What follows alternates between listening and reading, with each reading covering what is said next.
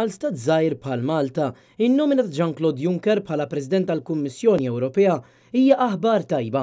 Jean-Claude Juncker kien Prim Ministru tal-Lussemburgu, pajjiż żgħir fl-Ewropa, u għalhekk jista' jifhem il-bżonnijiet tagħna aħjar. Dan kien kliem il-kap tal-Partit Nazzjonalista u tal-Oppożizzjoni Simon Busuttil f'kummenti esklusivi lil dan l-istazzjon fejn ta' reazzjoni tiegħu għall-aħbar tan-nomina ta' Juncker. Hija xi ħaġa tajba ferm u fl-interess ta' pajjiżna illi Jean-Claude Juncker ser ikun il-President tal-Kummissjoni Ewropea.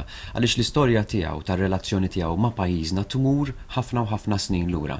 U dan ġej mill-pajjiż żgħir bħal Malta, bħalma huwa l-Lussemburgu. Allura min natura tiegħu jifhem mill-ewwel id-diffikultajiet u l-issues li kapaċi qajjem pajjiż żgħir. Jean-Claude Juncker huwa l-kandidat tal-Partit Popolari Ewropew għal kariga ta' President tal-Kummissjoni Ewropea u għaldaqstant minħabba li l-Partit Popolari Ewropew kiseb l-ikbar numru ta' voti fil-Parlament ta' Brussell kien l-għażla demokratika tal-poplu Ewropew. Fostna l-Maltin u kien kruċjali fl-għajnuna li tagħna biex isseħibna fl-Unjoni Ewropea kif ukoll permezz tal-pariri tiegħu fil-mixja ta' pajjiżna f'dawn l-aħħar 10 snin ta' sħubija. Biss, in-nomina tiegħu sabet oppożizzjoni qawwija minn numru ta' pajjiżi, fosthom l-Ungerija, imma fuq kollox ir-Renju Unit ta' David Cameron.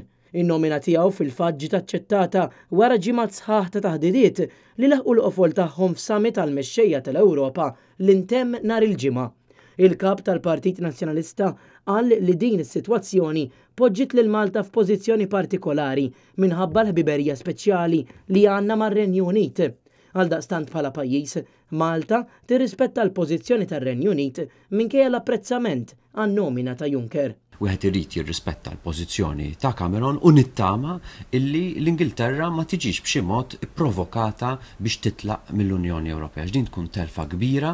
Issa jonqos biss il-vot tal-Parlament Ewropew li għandu jħoll jew jorbod din in-nomina tal-Kunsill Ewropew biex bekk tkun intemmet b'suċċess l-ewwel elezzjoni tal-President tal-Kummissjoni fl-istorja tal-Unjoni Ewropea.